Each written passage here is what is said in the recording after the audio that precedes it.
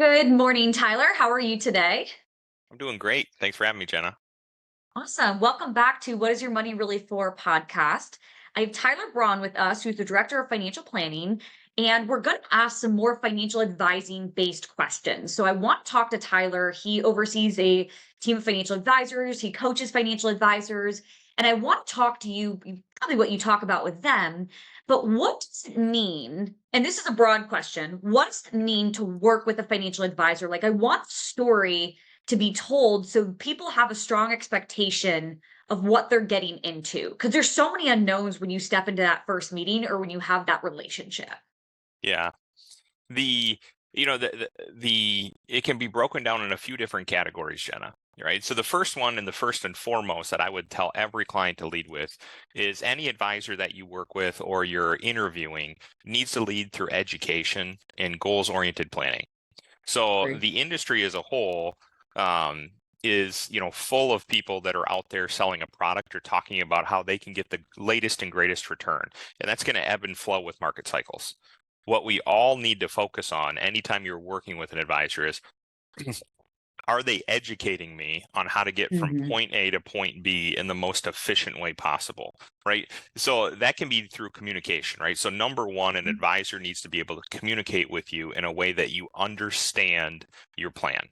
So they need to Of be able to course. break it down so you can educate yourself to answer the why am I doing what I'm doing.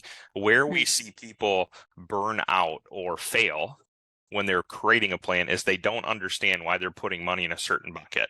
Or why am I doing this and not this? And then they chase that next shiny object, right? They'll give you a call. Hey, I saw this commercial about this great life Mm, insurance product that has nothing to do to benefit them whatsoever, but they want to learn about it. And we have to be there and be an advocate for that person to say, yes, this is an option, but no, it's not your best option. And this is why, and explain it so they understand. Everything should come back to your goals. What are your mhm. goals, right? Are your goals to accumulate money efficiently? Are your goals for security? Are your goals to gift money to your kids? Everything should start with a goal. And then from there, what you're doing is backing out and saying, what's the most efficient, from a tax perspective? What's the most efficient from a growth perspective, from a risk perspective? And you're just going through that checklist to fit the exact need for the client's Mhm. goals. So education is first and foremost. Secondly, a big piece when you're talking with an advisor is you want to make sure that they're available and communicating with you. So when I say available, it doesn't necessarily mean that you have to talk to the advisor every day. That's not what I'm saying. Point. Yes. But you want to make sure that they have a team and an infrastructure behind them. So you always have someone that you can talk to and you make sure that your requests are being followed up on and so forth. So for Mhm. example, if it's just a one person entity, right? It's just an Mhm. advisor by themselves, right? You want to make sure that, as they grow, you want to see that growth, but at the same time, you want to make sure they're still available or are growing with you, right? To Mhm. make sure that they can continue to fulfill the client's needs that are in place. So a team and an infrastructure is very important as well. If an advisor is just like anybody else, they're going to take a vacation, they're going to have a family, they're going to have a Mhm. life, and things come up. You want to make sure that if they're at their child's, graduation or on a class trip with their child, that somebody else can answer the phone and take care of the needs that you have. So having a team in place is very important from that regards. And then also from a communication standpoint, just staying on top of different current events, right?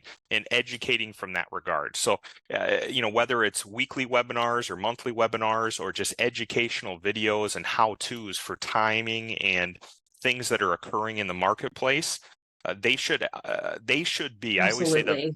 the best advisors, Jenna, are going to look out and say, hey, this is what you need to be aware of and what we're Mhm. planning for before it happens. They're actually Mhm. telling you what questions you should be asking and then guiding you on that before you even thought about it. And you should have that moment where you say, well, I never thought about it like that. And that makes a lot Mhm. of sense because they're forward thinking with their decision making versus reacting to something that's occurring now. Absolutely. Absolutely. So when the relationship's established, right? When you're working with a client, they've signed the paperwork, opened the accounts, the plan's in place.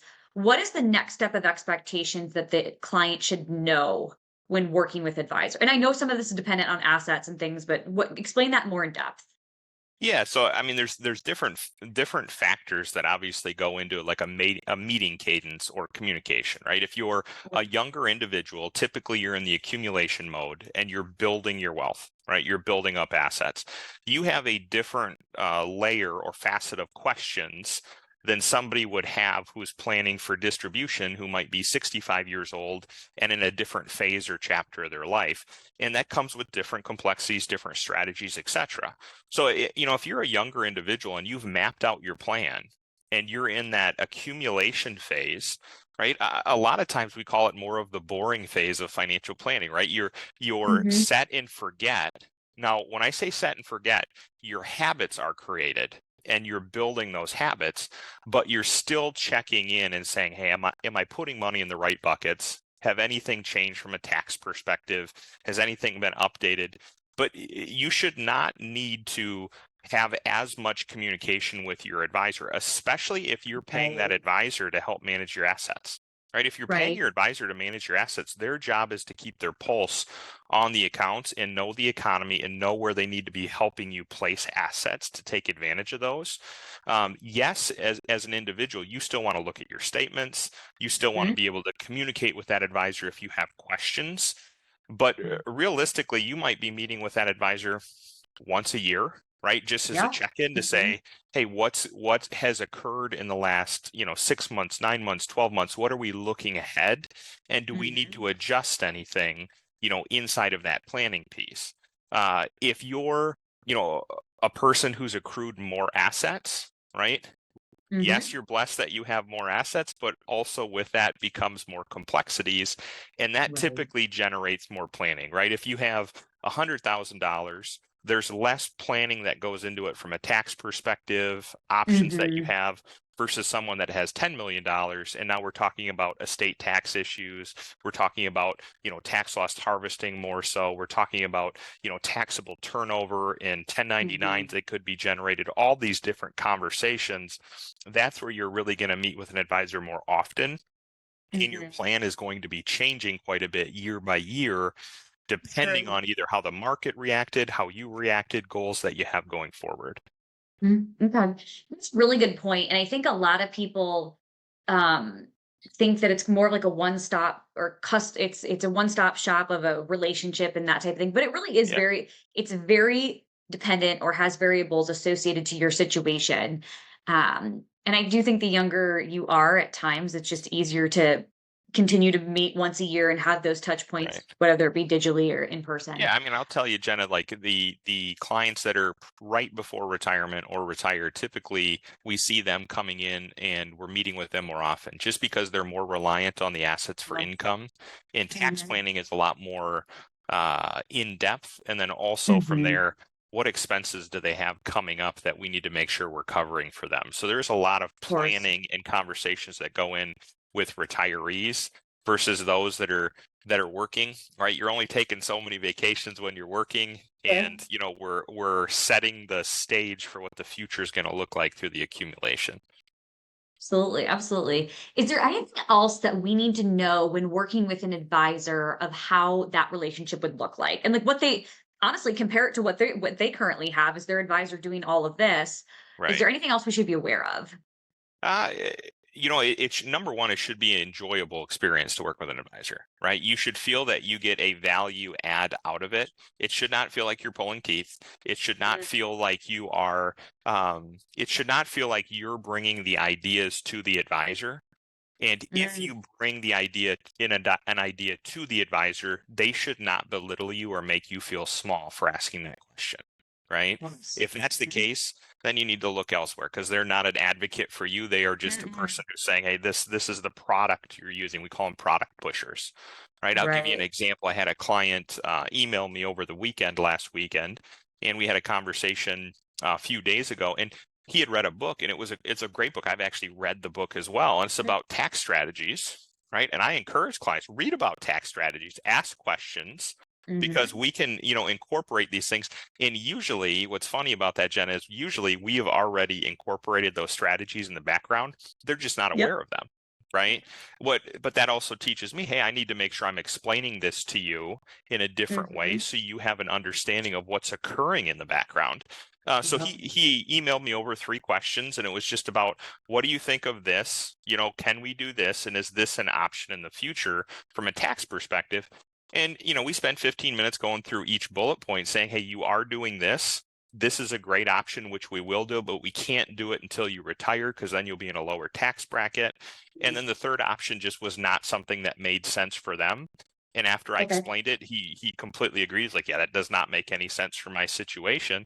But if the advisor's saying, oh no, you're great, this is, and they're just belittling even the questions that you had, Mm. that's not somebody you probably want to work with.